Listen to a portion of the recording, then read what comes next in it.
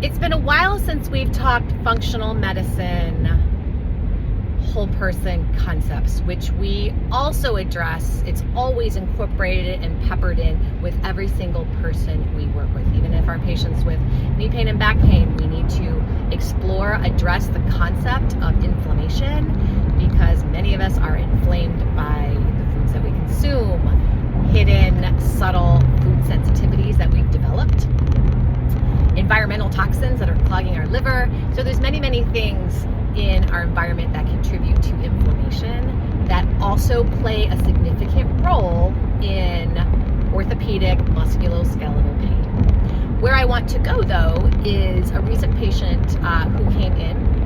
Our work in visceral manipulation, visceral mobilization, which we as orthopedic manual therapists are highly trained in, those of us who pursued that route, we can feel the fascias and the tissues throughout the body, within the body, that also contribute to GI issues, other issues. We also, as we work with the nervous system, we can work with the vagus nerve, we can work with the brain to support the nervous system. So as we get into GI issues, often there's many players involved as well. There's never one thing. Unfortunately, most GI docs, they're just looking at the GI system. They will run scans and scopes, and most things will come back negative. As we look at the bigger picture, we often see that the autonomic nervous system is a significant player in the role of GI issues. Constipation, diarrhea, gas, bloating, pain, all of those pieces. So as we unpack somebody's story, we're very cognizant of the role stress is playing in the nervous system. So if stress is pretty high, cortisol is going to be higher, that is going to absolutely affect how the digestive system is working. The sphincters, the little open and close valves throughout the digestive system, are highly innervated and controlled by the enteric nervous system, which is the brain of the gut, which is tied in with the autonomic nervous system, which the autonomic nervous system is your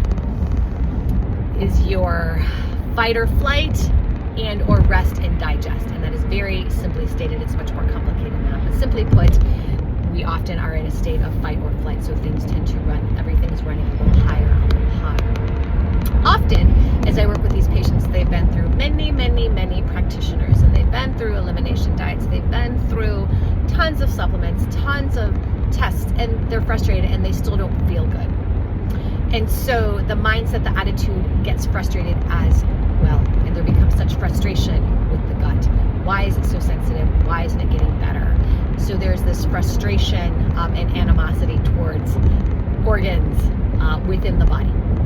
So this particular patient, we unpacked some pieces, and absolutely autonomic nervous system was playing a role.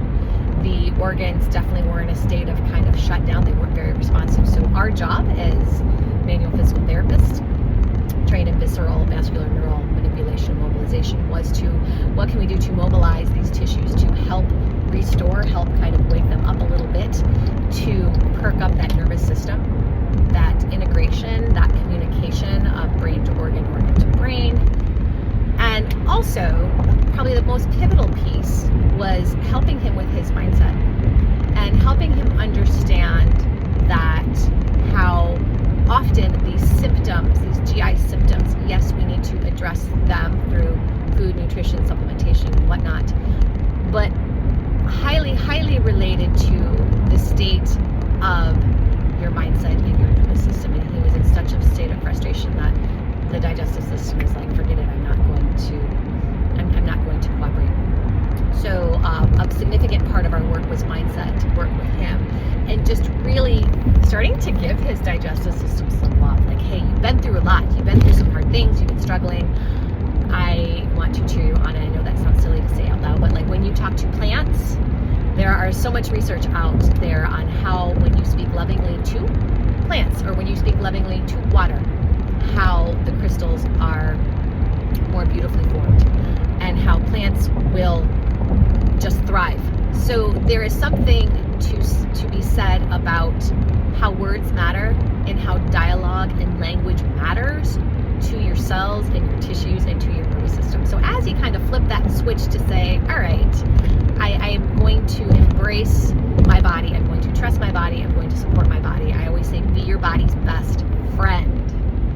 That was a big piece in turning the corner for him. It was hard. Initially, it was a fake it till you make it. Like, just pretend. I know you don't feel good. I know you're frustrated, but just continue to send your tissues some love.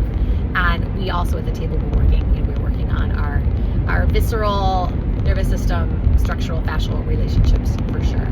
So he has since graduated and moved on. He's doing fantastic. He still has to watch what he eats sometimes. He still has to support his body with supplementation, but definitely has supported his nervous system so much more and really developed an understanding for the brilliance of his body, and when the body is struggling, how it sends out its SOS signals, and often it's hard for us to pay attention to them, but he's really made some beautiful modifications. And I asked him, what's been most helpful for you, throughout all of your interventions and work, and it was compassion, self-compassion for himself and for his body was the biggest player and the biggest mover in turning the direction